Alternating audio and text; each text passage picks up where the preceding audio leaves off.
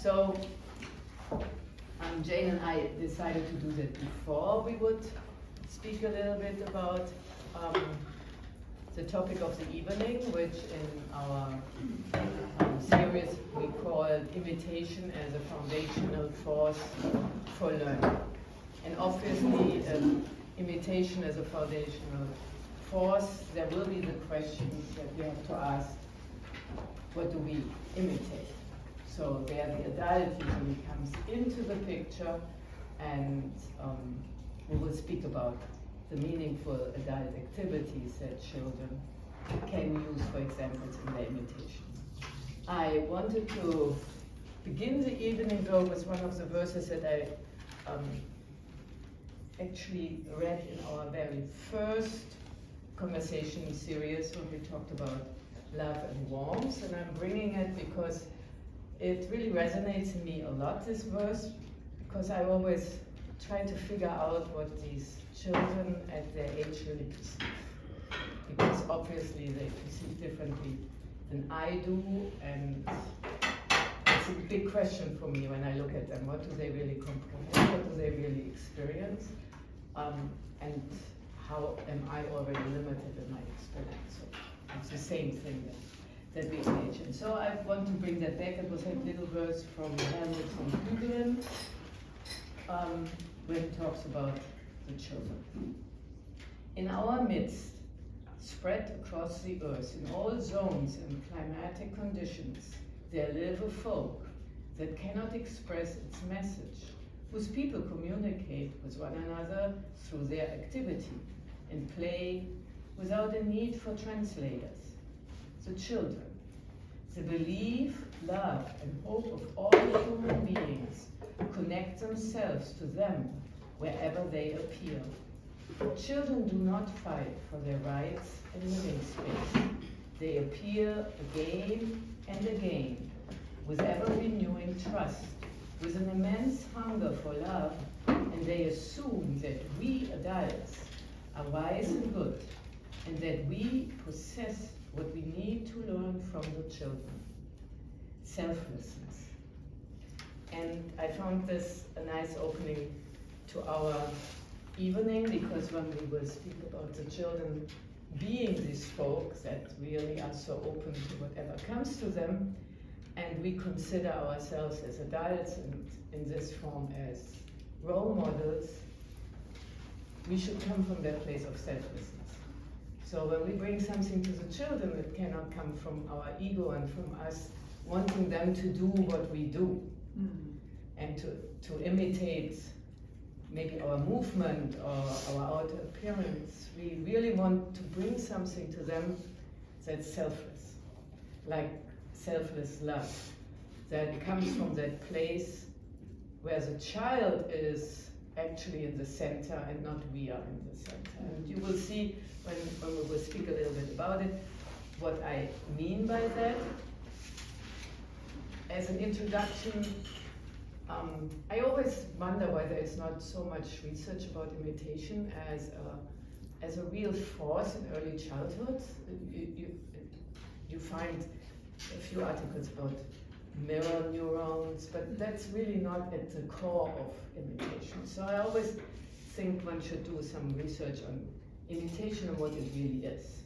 And from the point of a person that works with children and sees them imitate every day, I realize that children come with imitation as a gift. We have a lot of siblings here in our class right now who are younger and whom we saw growing through their first year of life and taking hold of their own physical body until it's in uprightness. And they learn all of that without us telling them, now you have to learn how to walk and you have to learn how to roll over. They want to learn. They come with this gift of imitation. So this gift of imitation can obviously or needs to be nurtured and needs to mature also. And as I said, it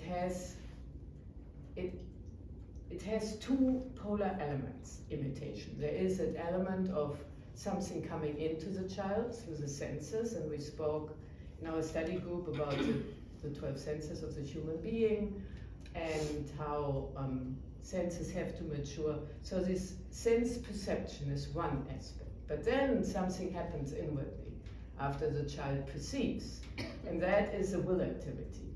And the will activity is something that is very natural to the child. When they see something happening, they then try to do it themselves. And that is will.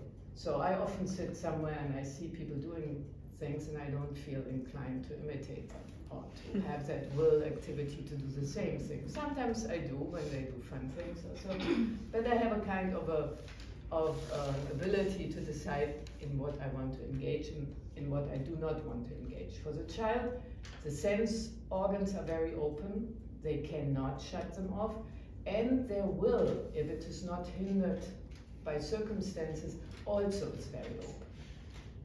So these two aspects bring us back to things that we had discussed in the second evening when we talked about how we take care of the environment, how we take care of space and time, because that's of utmost importance when children are supposed to imitate what is worthy of their imitation.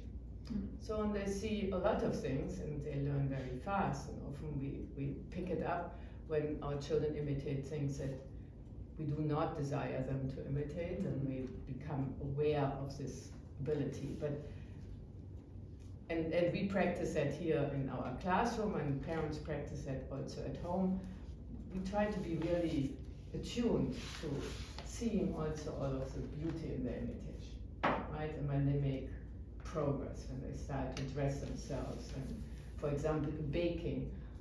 In the beginning, we had several children who would not knead the dough with the palm of their hand. We can discuss why we want that to be, because that's a will activity. They would just go into the dough and squeeze it and would stick to their fingers and it wouldn't become a ball. And eventually they will imitate what happens when we all bake together at the table. And what they need is an adult role model that is worthy of that imitation. So that's a scary thing in a way, because whatever we do, the child will imitate. And as I said before, it's not so much about my outer appearance, about what you see, but it's much more what lies behind it. So they observe very, very clearly in us adults our care for what we are doing, our joy, and you can really not fake it, because they are very smart and they really see when we are authentic or when we are not authentic. And this kind of responsibility that we adults have for the children is, as I said, at times it's a little bit at least humbling, because you realize when you don't have such a good day or you're not very patient, that will affect the children in a way that you don't desire to. So when we are here with the children as educators, it's a little bit, I would say it's different than when you're at home, because it's easier, right? We have a laid out day, and there is a beginning to our day and an end, where for us parents, there's no beginning and end to the day unless we're lucky and they really fall asleep at 7 o'clock and sleep through until 7 o'clock. So then we had this break of 12 minutes. So 12 hours. Feels like 12 minutes. Yes. So this being worthy, what does that really mean? And how do you think about it? In relationship also, what I read, what Helmut Kügelen said, what do we have to learn from the children? Selflessness. So what does this really require? And when I started to teach in the early childhood, I hadn't really anticipated that, but when you are with young children, you have to really think. You have to think everything through beforehand. You have to really have it laid out in your mind how it shall go. Not that it will go like that, but you have to have a plan, because you have to have the flour ready and the oven ready and the baking sheet ready. And when we are done, you have to have the broom ready to clean up the flour, and you have to have the towels ready for washing the hand and everything. everything has to be thought through. Things sometimes work out as we think them through, sometimes not, and there's a grace in that also. But that thinking aspect and thinking things through is very, very important. After we're done with that, I want to wash laundry with you because it's a very basic thing and nobody does it at home in a bowl with a washing board. But sometimes you have a little hand wash and you can contemplate how you do that. And that's an activity that also comes in our classroom over and over again. And it's the washing of the napkins and then the rinsing, and then we hang it up in a certain way, and it's always the same. Last year I had a mother who at the end of the school year, she had watched me every morning wash my napkins, and I hang them up and then I fold them in half, and so they hang really nicely. And for some reason she had to wash some napkins by hand, and she didn't hang them up this way, and then she realized she would have hung them up in that way, they would have been already folded and nicely flat. So all of a sudden she understood, well, we are washing our laundry the way we are washing our laundry, because we had thought it through. And that is something that lives in the child when they are surrounded by repeated activities that come always in the same way. Not exactly, but basically in the same way, over and over again. And that is something that is very good for children and their ability to imitate also, for example, work that needs to be done, that we do not want to do, or where the child says, I don't want to do it. So one thing is, for example, setting the table. We do that every day, and it's always in the same way. Yes, on certain days we need a plate, on other days we need a bowl, depending on our snack. But it's always how the napkin goes, the spoon, the water cup. And the children, after a while, they will say, oh, can I do the spoons today? Oh, I want to do the napkins, or I want to do the water cups. And they will do all of them around the table.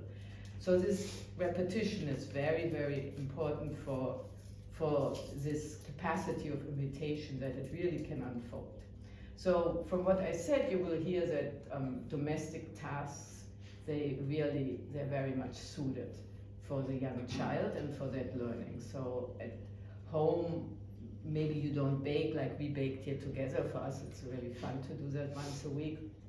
But you wash your laundry, right? And you put it in the dryer, and it has to be folded. And young children want to participate in that. And this can be something that one can do at home, setting the table, cleaning up the table. These are all tasks, domestic tasks that can be done. Cooking together, baking together. These are all things, de-dusting shelves, swooshing the floor.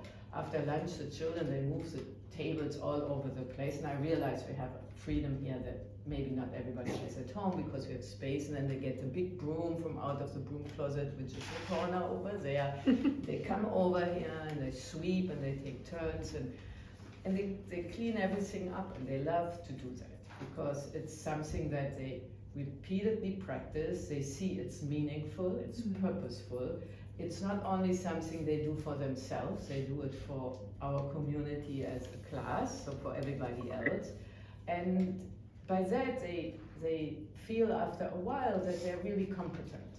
And nobody has to tell them that they're competent because they know that.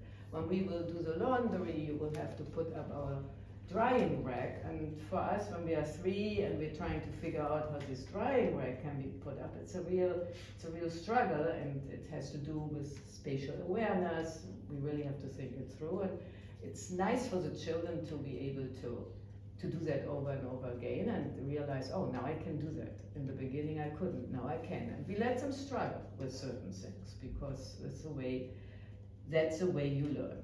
So that meaningful work that we like to bring, so the child's imitation is actually nurtured, is something that we engage in with a certain inner attitude. Obviously, it's wonderful if we can have joy in our work, because joy is the ultimate facilitator for doing work that we do not like to do. Sometimes I tell myself I should be joyful when I have to clean the bathroom again. And it's very hard for me to do that, but I can at times shift myself and I put on some music and then it feels much lighter. I'm then in the rhythm and I scrub my tiles. Feels a little better. So joy is really important ingredients. What also, other than thinking our work through, is very important is that when we do it, we do not appear rushed. So in order to not appear rushed, we cannot be rushed. And sometimes, sometimes even in our world here, one feels the rush because it's nearly snack time, or so then you have to take a deep breath and you have to just let it be. And if it's 5 minutes later or 10 minutes later, or last week one day we came to the garden 20 minutes later, or maybe it was even 25 minutes later, and Christine looked at me and she said, I was so concerned, but I didn't get a text, but I was so concerned. But we didn't rush. We go through our routine, and sometimes it takes a little longer, and one has to be inwardly calm. So that's something to practice. So mindfulness practices are very, very good to be with little children, because they make us aware that whatever we do, if we do it mindfully, the children have the time actually to look at us and to imitate us. When we rush through things and we are hectic, it's not a worthy role model.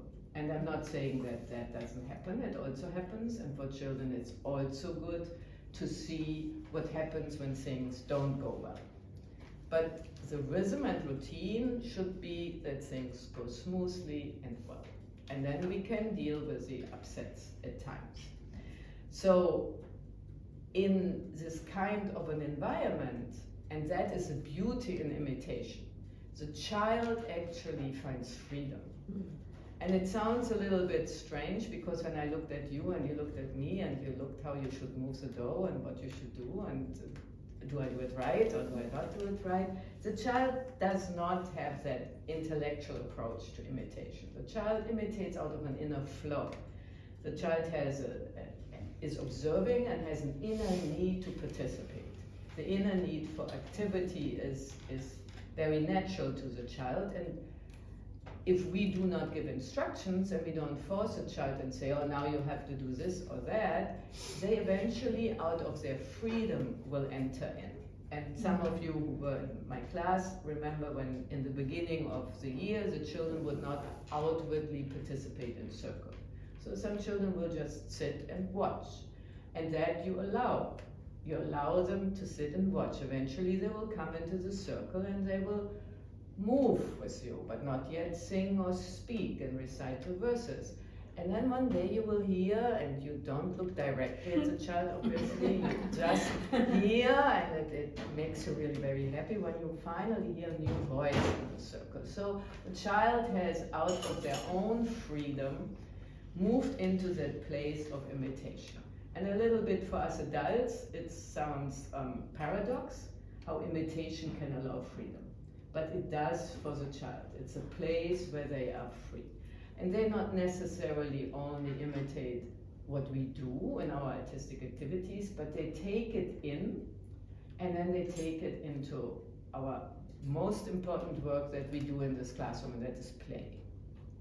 And you will see things coming up in play. And often when parents say, oh, I asked my child, what did you do in school today? And they say nothing. And obviously we're not so pleased about the teacher being so lazy, so the children do nothing, right?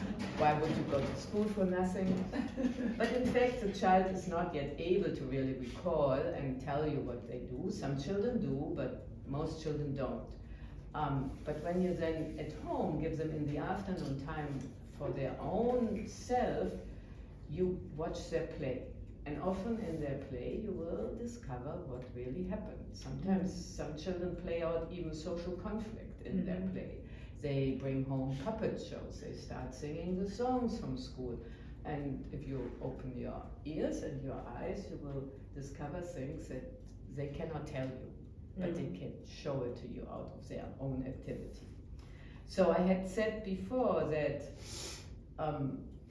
that imitation has two parts for me, and I wish one could really study that a little bit more seriously.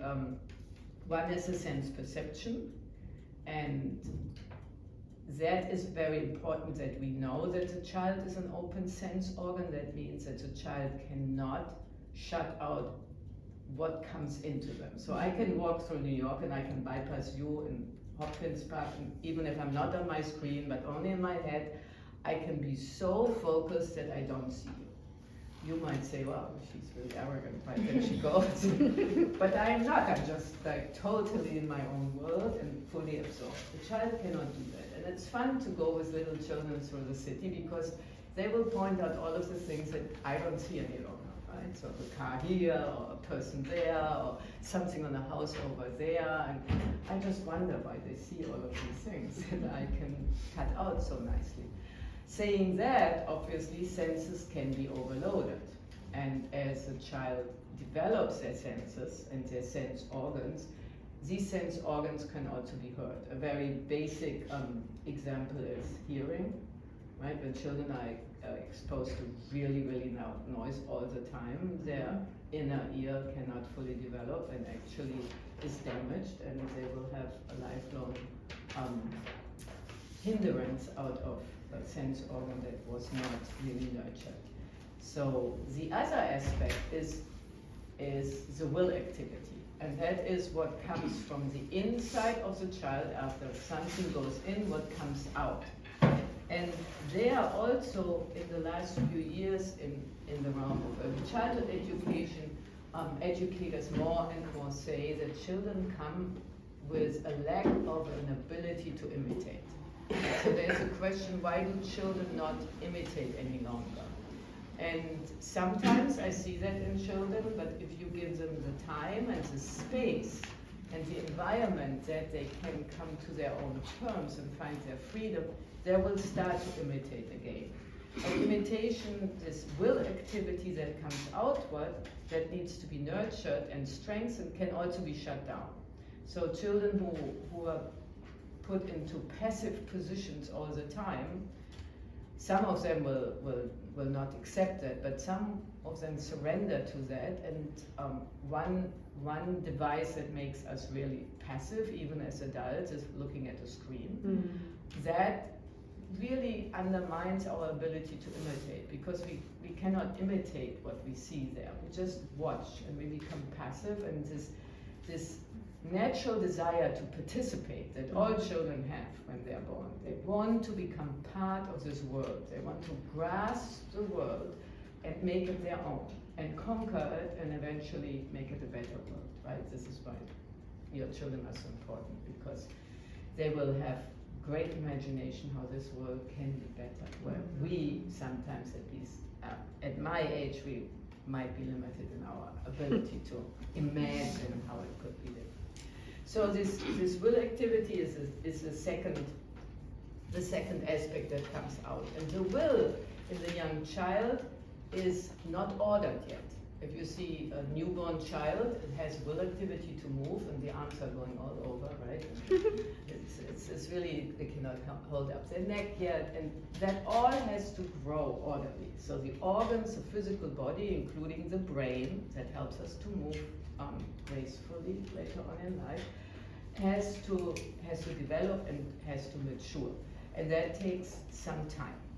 Saying this, I want to go very briefly over that there are 3 stages in early childhood, 3 stages of imitation. And it's important because a 2-year-old, as Ms. Jane said, is not like a 4-year-old here, and it's not like a 6-year-old later in kindergarten. There's something that changes dramatically also with the imitation, and we can nurture them in different ways. So you can break down the first 7 years into thirds. So it's approximately, and I'm saying approximately, is up to the age of 2.5, 3, then 3 to 5, and then 5 to 7. So the first stage, when the child has obviously conquered the ability for uprightness, which is a first major milestone for them after they have learned how to crawl around, but standing up as a human being and standing on our feet and having our arms free for activity is very much a human ability. And in that period of time, the children, what they do, they follow you along, right? So you can do housework to a certain degree.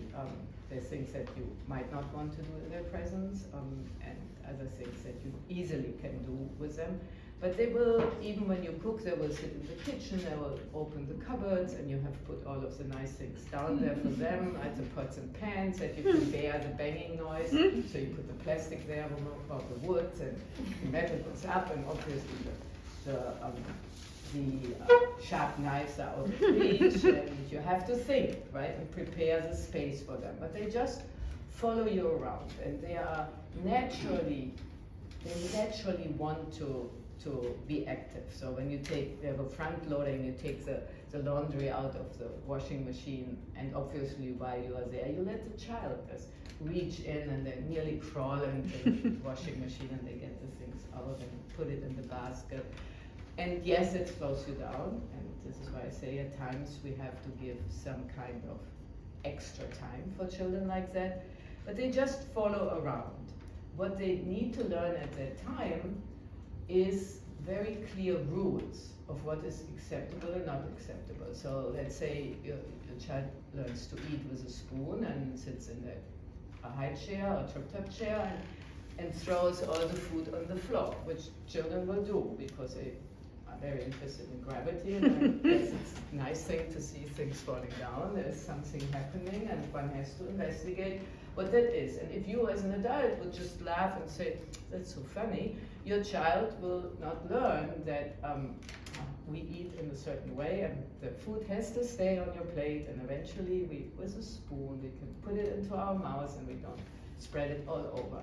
So they need to learn what is expected. Children, when they're young, they also, when an older sibling builds a tower, they will come and they'll just knock it down, right? So everything falls down, that's the first impact.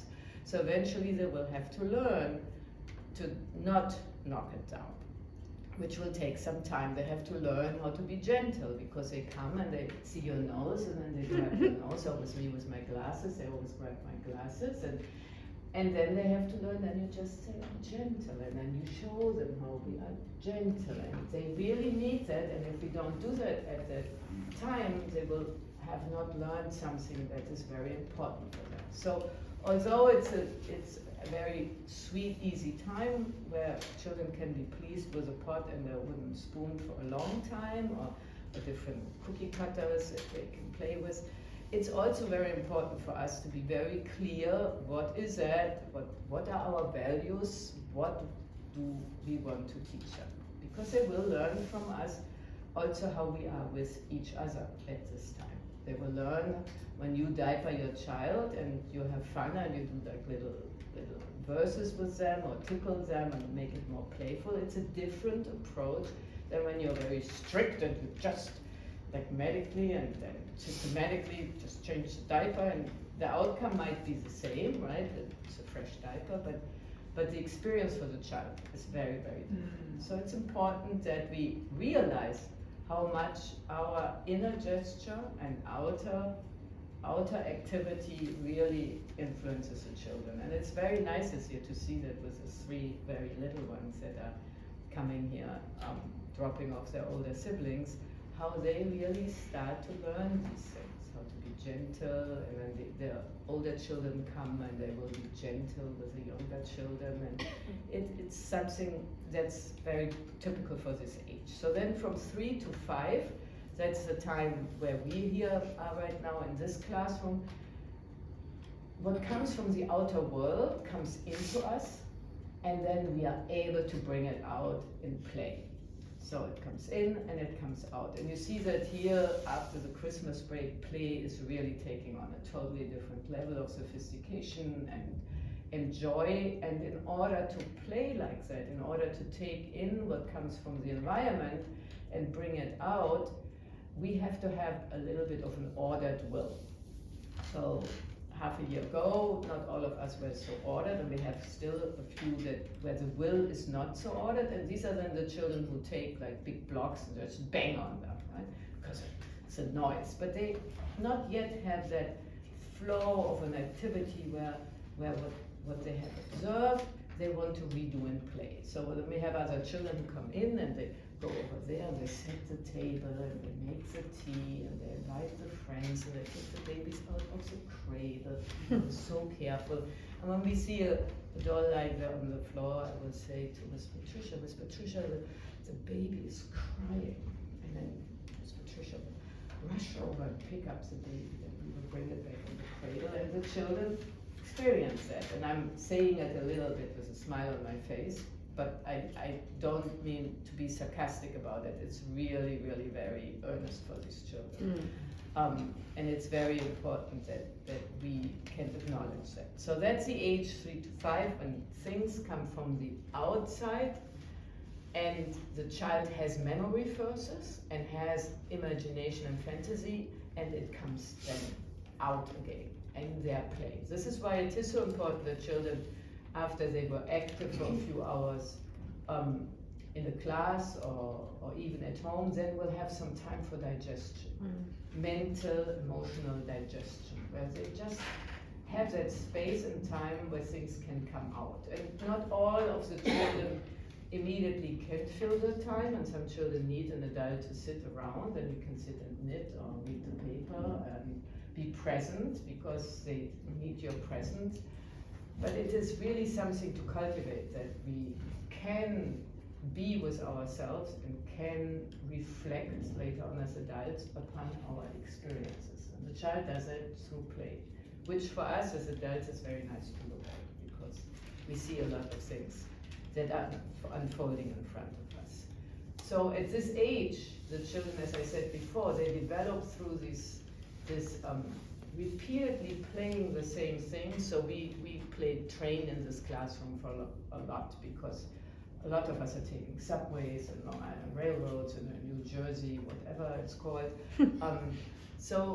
And our trains last year were over there and they were very behind Miss Margaret. They were small, but this year our trains are becoming really big. There's this half of this classroom, we have a dining car here, a sleeping car over there, and the doors are opening and closing, and we hear all of the announcements. And some of us are just like to be in the sleeping car and sleep all day long, and others are much more active and they build the train.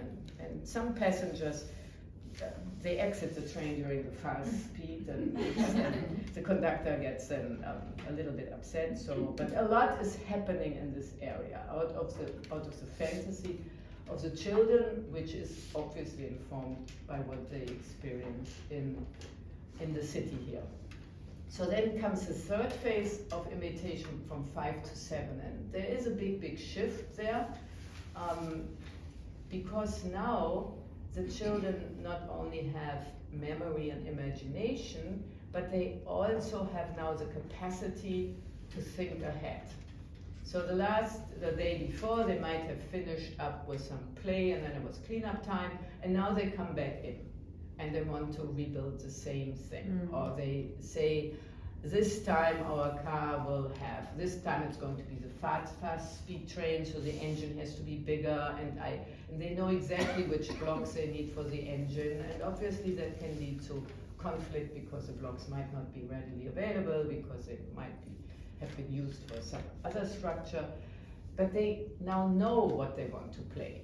Where the age group before, they come in and they are reminded by the setting of what had happened the day before, and then they move into this, or they see a particular block and it becomes something. So we have our telephone here, that's our telephone. It's like an old time telephone, but it's very modern because it has no dialing wheel here, but that's the one that we use all the time, and it cannot become anything else. But every morning the child who loves to play with it comes in, and when he sees this cord, she knows now it's time to go and call somebody. So playing telephone. So, and it's not that he comes into the class and goes over there and says, I need to call now XYZ and have to make this telephone call. No, this object initiates for the child what to do. So the kindergartners really come in often and they say, I want to play that. And at that age, the closer they come to 6.5, 7, the more often you hear them come in and say, I don't know what to do. This aspect of boredom comes in at that age, and it's nothing that should alarm us. It has to do with our development, our mental development. They just don't come up with a new idea.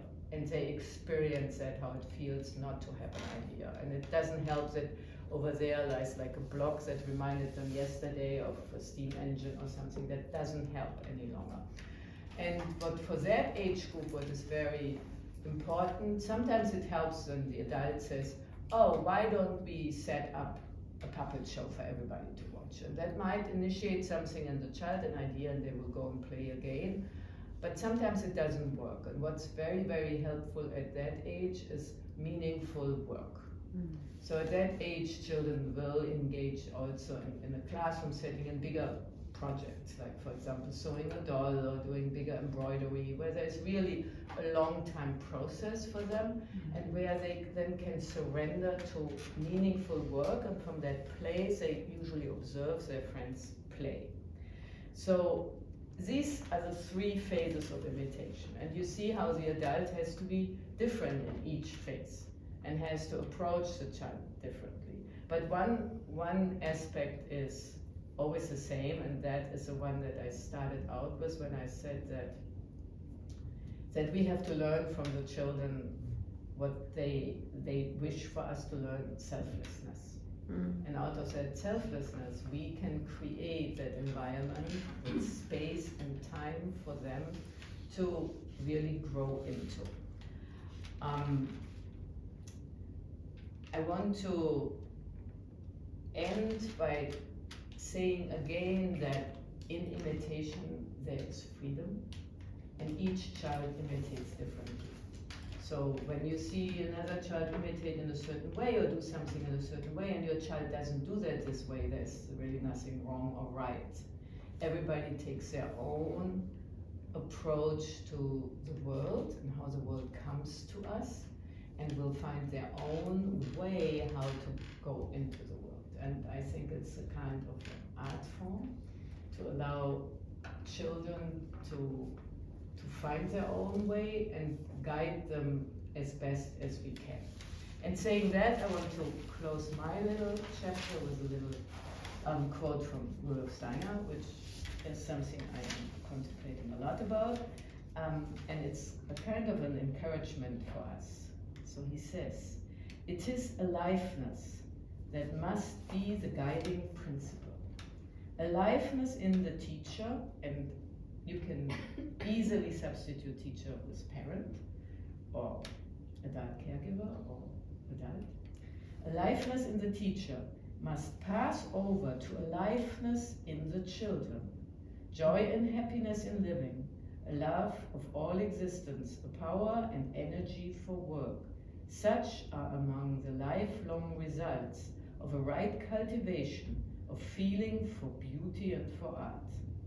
The need for imagination, a sense for truth, and a feeling for responsibility, these are the three forces which are the very nerve of education. Our highest endeavor must be to develop free human beings who are able of themselves to impart purpose and direction to their lives. And with this, I will pass it over to Jane. I'm going to be much briefer so then we can move and have time for really discussing. I like to bring some of the problems I see in this. Like, these are images that we take from what is ideal, you know? We want to see children imitating adults who have, you know, cultivated and who are thinking about being that worthy model, right? But it's not always what we experience when we see a different kind of imitation. And Anke alluded to it. It's affirmed for me every day that young children do learn from those adult role models and the purposeful work we model for them, and when we provide avenues for their participation, and when we plan those things out, it's so meaningful to them. However, there's another kind of imitation impulse that we see, and we see it in the classroom every day too, and I want to acknowledge it. And it can complicate that perfect image of the child imitating an adult that's consciously striving, sometimes failing, but consciously striving to be worthy of that imitation. And that's the imitation of behaviors that we don't desire to see, the imitation of things that they may have seen on the playground, the impulse to scream because another child screamed, the impulse to push because another child pushed, or something they've seen in media. The screen, yes, it has a passivity, but I don't necessarily agree that they can't imitate it. They find ways to imitate things from that passive, at times, in spoken words, in patterns of this is how I can talk to another person because they've heard that. And other things that they imitate, simply observing, less than ideal interactions in the world. There's a book that I read when my children were quite young, but older, like in that more 5 to 7 year old stage, because that's when I saw these new things coming more strongly. And I had known that, okay, they don't have the same sense of discernment as I do of what is worthy, right? And how do I build that? How do I, cultivate that in my child to know what is worthy to imitate? Because they have that will, they have that impulse to do things that they see, and they're just that development of the discernment, that development of an inner sense of values and who am I, who is my family, what do we do, what's the right thing to do. It takes a lot of time, and that takes consciousness from the caregivers in their lives as well. So there's a book I read called Hold On to Your Kids by Gabor Mate and Gordon Newfield. It's kind of an enlightening and frightening book, which talks about how the context for parenting and children growing has really changed. Our culture has changed, and how peers have more influence on our children's behavior than parents do, and that's a scary thing. I don't really agree with everything the book says. It's a little too rosy in its view of the past, that, in the past parents had the authority and everyone respected that. I'm not sure that that's ever been fully a truth in human history. And it also sets up a bit of a rigid dichotomy of like, this is the adult world, and the adult influence is assumed to be beneficial to the child. That's not always correct. And that this is the child and peer world, and that's where trouble happens. That I don't think that, I've seen plenty of instances where a relationship between children is very enriching, and they both learn a lot from each other. Or as a group, they learn a lot from each other. So not everything, that's simplifying the book too. It's a little more complicated than that. But I wanted to recommend it because there's some things that I really took away from the book, which is that at the core, seeking emotional attunement with your child, emotional connection, without always coming into a conversation or into an interaction with a particular agenda, but really just wanting to know them, wanting to hear their feelings, wanting to come, and that core communication is the way to build that sense of self, that discernment, so that they can go into their relationships with peers, starting now at ages 3, 4, but certainly they need to be much stronger once they are in these larger groups of children where, it is not easy for young people to navigate socially and emotionally in these very complex, and sometimes very vulnerable situations as they grow. So I wanted to bring that imitation, as the not ideal, and maybe we can talk about that. The simple answer is like, oh no, I'll control my child's exposure to people or behaviors that I don't like, that I don't want them to imitate. It's not possible. It's like impossible in our world to do so in any sustained way. You can have less play dates with a particular child, or you can avoid some environments for a little while, but something else is always going to be coming. And to really be helping them build their own, sense that's really critical. Keeping your conversations going, encouraging them to reflect, talking about their choices and why they make certain choices, talking about who you admire and what you admire in them, as talking about like role models that are in some ways worthy.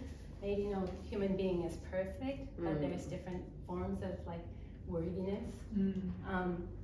And as I get older, including talking through stories or examples where there are difficulties, where there are behaviors you don't like to see. Talk to them about why, and about who you're listening to, who they're listening to, why. These are tricky things. These are tricky things.